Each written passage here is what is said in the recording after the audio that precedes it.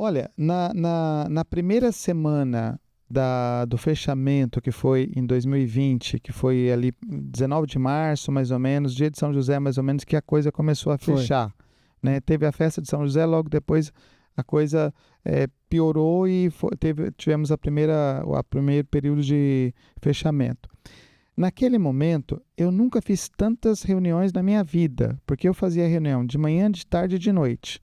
Reuniões online. A gente aprendeu a usar reunião online. Os padres começaram a aprender a transmitir celebrações e de uma forma muito amadora. Era o celular, né, com o som captado do jeito que... Mas era o que precisava fazer, nós não tínhamos outro recurso. A gente foi comprar algum material para transmissão, já não tinha mais, porque estava tudo esgotado.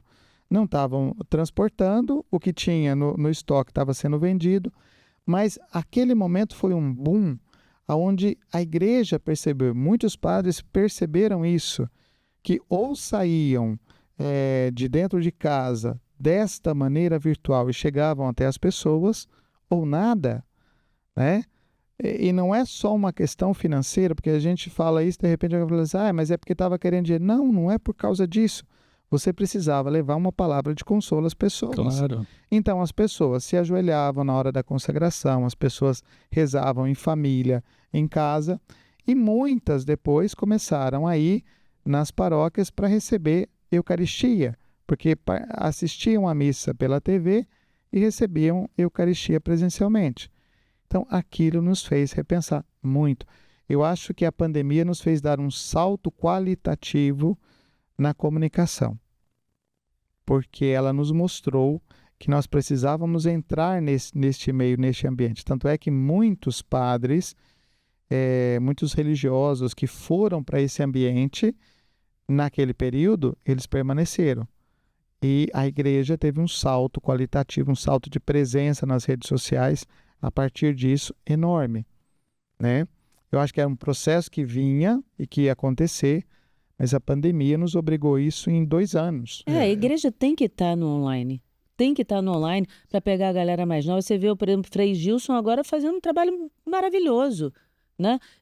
Arrebanhando quantas mil pessoas que Não, eu esses... acho que a maior live Gente, católica foi a dele, 450 mil ele online, bota só muita dele. gente online Fora rezando, o resto, rezando. Canção Nova. É muito bom. Eu já estive naquele terço da madrugada algumas vezes. E é impressionante, quando você vai olhando, né, o aumento dos aparelhos conectados, você vai vendo, porque ele junta ali Rede Vida, Século XXI, Facebook, YouTube, uma série de veículos. E quando você vê aquilo ali, mais de 400 mil pessoas, se você somar isso na mesma madrugada, há um pouco mais de 200 mil pessoas também no Instituto Hesed, você está falando de 600 mil aparelhos. Se a gente multiplicar isso por 2, nós já vamos ter aí 1.200.000 pessoas. Tranquilamente, nós estamos falando de 1,5 milhão de pessoas às 4 horas da manhã rezando o terço.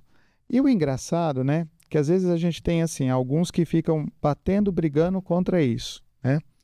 Acho que a gente precisa conhecer um pouquinho a história. Primeiro, Frei Gilson e Instituto Hesed começaram a rezar o terço justamente, o rosário, justamente no período da pandemia, de uma forma simples. Enquanto muita gente estava fechado em casa, enquanto às vezes até em certa realidade nós como igreja ficamos ali isolados, eles foram para as redes sociais do jeito que estavam, né? E começaram, do jeito que sabiam também, do jeito que sabiam. Não eram nem profissionais disso. Rezar o rosário. É a oração mais simples da igreja, porque é a oração que sabem os pobres, né? Não é a oração dos intelectuais. E que é possível a todos. Que é possível a todos, porque, olha, eu não tenho terço, mas você tem os 10 dedos da mão. Pronto. Está resolvido o problema, né? Então eles começaram com isso e foram fazendo a coisa simples. Isso foi crescendo. Muita gente foi para as redes sociais e depois saiu. Voltamos ao presencial, saímos. Esses não saíram. Por quê? Porque ali tem um nicho de pessoas que quer fazer isso. 1 milhão de pessoas reza o terço na madrugada e depois vai para o trabalho, trabalha o dia inteiro, volta para casa já tarde e levanta no outro dia às 4 horas da manhã, antes das 4 horas da manhã, para rezar. Qual é o mal que tem nisso? Nenhum. Não, só a bem. Zero de mal. Só a bem. Qual é o problema que isso causa? Nenhum. A pessoa fica um pouquinho de sono e acabou? Então, por que Então, nós mas um estamos... pouquinho de sono pra Então, pessoa. por que brigar contra isso? Não tem. Mas a pregação. Qual é o erro da pregação? Frei Gilson, Instituto Rest, mandam para confissão, mandam para penitência, mandam para resolver a vida, porque muitos casais de segunda união estão resolvendo a sua vida a partir dessa pregação.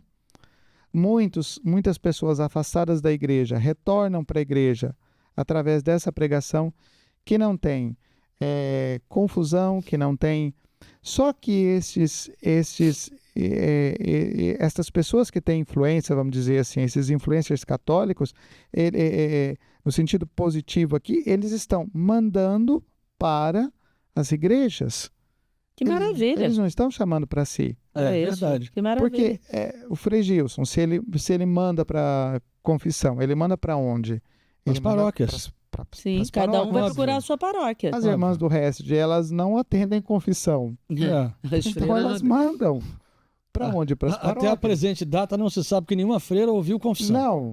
Não, né? Até Então- a presente data. Então, Então você fala, qual é o problema que tem isso? nenhum.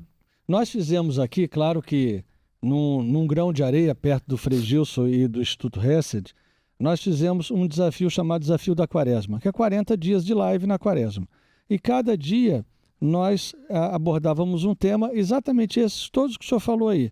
E aonde nós mandamos a pessoa dar o dízimo? Na paróquia dela. Aonde nós mandamos as pessoas confessarem? Na paróquia dela. Onde é que a gente manda a pessoa ir para a missa? Na paróquia dela. Então, assim, eu não estou mandando ninguém vir ao Santuário de Fátima. Quem quiser vir, venha muito bem acolhido. Até porque aqui tem de domingo a domingo confissão, graças a Deus. Mas é para isso, para a paróquia. E eu só penso em um movimento online que eu não vejo ele muito bem. É quando nós vemos, aí sim, paróquias fechadas, em que se tem pouca atividade, mas há muita atividade online. Sim. Entende? Então, assim, o que nós fazemos é um movimento contrário, ou seja, nós usamos aquilo que a gente tem de potencial de internet para encher de novo as igrejas, presencialmente.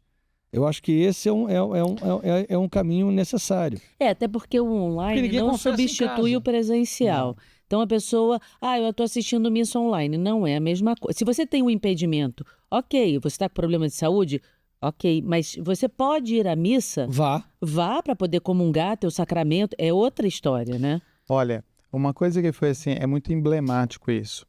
O Santo Padre, logo no início da pandemia, o Santo Padre começou a transmitir a missa da Casa Santa Marta. Era Isso. uma missa vista por milhões de pessoas, né? Essas pessoas estavam nas suas casas e assistiam a missa transmitida muito bem, tranquilo, sem problema nenhum. Assim que terminou a pandemia, que as coisas começaram a voltar ao ritmo, o Papa encerrou aquela missa. E eu, naquele momento eu pensei, nossa, mas era tão boa a missa transmitida do Papa, né? Mas o Papa, logo na sequência, ele veio e disse, não, você tem que participar na missa na sua paróquia. Então, eu assisti a missa do Papa. Não, você não está aqui para assistir a missa do Papa. Você está aqui para participar da missa da sua paróquia. Então, esta compreensão nós precisamos ter, né? A missa transmitida, ela serve, sim, para uma pessoa que está numa condição, como você disse, está internada, não pode ir à missa. Ótimo. Uma pessoa que está cuidando de um doente que não pode sair. Perfeito, está ali, né? Até porque muitas dessas pessoas que estão doentes, estão, às vezes, em casa, vão receber a Eucaristia. Então, na hora que você leva a Eucaristia, a pessoa já estava preparada porque participou da missa, assistiu a missa ali. Então, mesmo a pessoa que está acompanhando pode receber a Eucaristia porque ela está cumprindo aquele preceito dominical dela no exercício da caridade. Então, não tem problema nenhum isso. Mas, realmente, é algo que nós precisamos entender, Não é uma divisão, mas essa separação entre o que é virtual e o que é presencial, e que um não substitui o outro, né? Mas que podem se complementar na realidade que nós vivemos. E precisa. E precisa. Aí Porque nós na precisamos. realidade as redes sociais, elas não são, digamos assim, um benefício apenas católico, né? Porque Não. se nós não entramos nas redes sociais, há muita gente ensinando coisa errada nas redes sociais. Aí que está uma dificuldade. Nós precisamos entrar nesses que o Papa João Paulo II chamava de novos areópagos, mas nós precisamos entender a linguagem desse areópago. Claro. Não adianta eu entrar nas redes sociais falando a mesma coisa, do mesmo jeito, com o mesmo esquema, Não. que falava, então eu tenho que plantar bananeira nas redes sociais para atrair as pessoas. Mas quem está dizendo isso? Mas existe uma maneira de dialogar com essa realidade. Existe uma maneira de se comportar. E aí nós temos que descobrir isso.